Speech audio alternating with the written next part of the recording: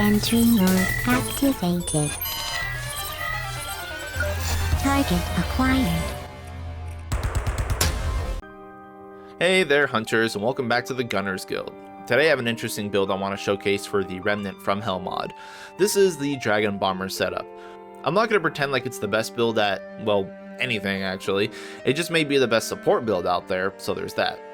So what I was getting at is that basically this showcase isn't really showcasing much because the damage is pretty average and the bossing is whatever. But the reason for the build is that it is amazing for co-op, and it can still function on its own, which is kind of what I'm going to be showing with and explaining. So this is the Dragon Bomber build, and let's dive into how it functions and what to do with it. So when I make a build, I typically pick one thing to build around, or maybe a core of 2 items that work together and go from there. But with this Dragon Bomber build, it's pretty much everything all tied together, and it all functions to make the build work. So let me show the setup and talk about the pieces. The weapons and mods are completely interchangeable, but let's go ahead and start with the Trinkets, which is where the build idea obviously came from. The volatile gem, this is our base. This allows us to consume a dragon heart and explode for a bunch of damage. Important to note that unlike Warlord armor, we still get healing from the dragon heart in this case.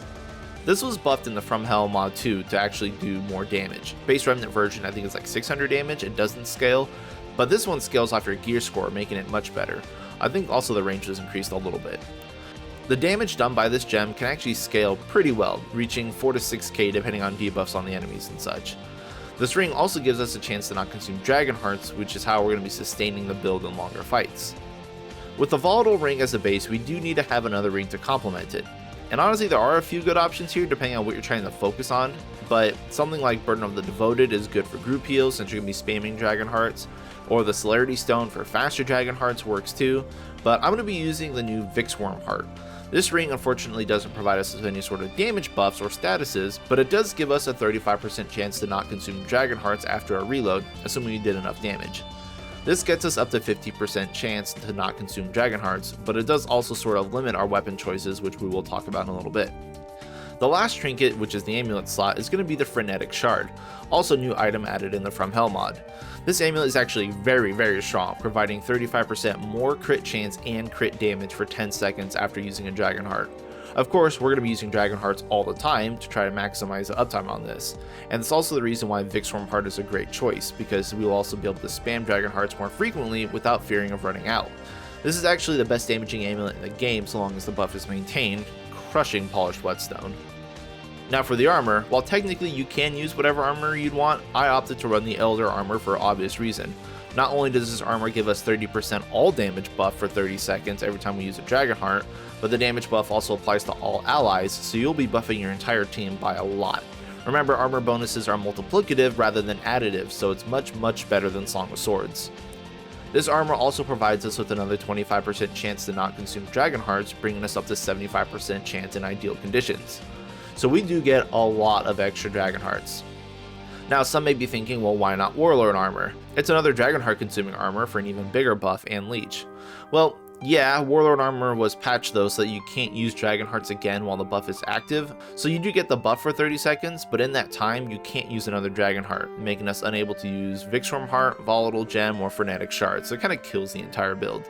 Elder armor is better, but unfortunately is made out of paper, so it does diet up basically everything in one hit, but it's still very strong armor regardless. That leaves us with the weapons and mods. There's actually a lot of freedom here, which is why I really like this kind of build. You can tailor it for a lot of situations. The only thing you really need to consider though is vyxworm heart. You have to dump 75% of the magazine's damage before reloading to get the effects of vyxworm heart. While yes, you can use it with any weapon, I feel like SMGs or high clip weapons would take too long as they typically have longer reloads as well. So I feel the best options would be Hunter's Pistol, Twin Shot, and Machine Pistol for their primary weapon, and Crossbow, Sniper, Ricochet Rifle, and Coach Gun, and Spore Boom for the long gun. Not a fan of Devastator to be honest, since we don't need the bleed. As far as the mods go, I guess it would depend on if you're solo or in a group and depending on the boss. I played around with a lot of different options and most things work out just fine. Crozivore and Phosphere are standard DPS boosting mods and it's great for solo play. You can also run Song of Swords for party buffs. Riftwalker and Flicker Cloak work as well because you can kind of spam dragon hearts while they're active and don't have to worry about dying. This is a good option for bosses with lots of ads because you may not have time to use dragon hearts otherwise. Rattleweed is also fun to use as well. You get the idea though, we aren't restricted with the mods at all. Feel free to use whatever you want. Depending on the boss, I'm either usually going to use Corrosion and Freeze or Rift Walker as a get out of jail free card. And that's basically all the pieces of the build, but obviously not the most DPS effective on anything. The damage can be very solid when you have Frenetic Shard up, as you can deal with adds with a well-timed Volatile Gem explosion. The only problem with this build is that it has a lot of conditions attached to its damage, and using Dragon Hearts is very risky in Hell difficulty, so you do really need to be careful with those. That ends up leading to a lot of DPS downtimes when you're trying to use a Dragon Heart, but an enemy gets in the way, or a boss starts to swing, so you kind of have to stop and roll and backtrack. You're not shooting or anything, you're just kind of waiting for an opening to use a Dragon Heart. So while I love the build, and I think it's absolutely amazing for co-op play, it's definitely more of a meme build than any sort of optimal build. It's very fun though. That's all for me though. Thank you all for watching, it's much appreciated, and good luck out there, hunters.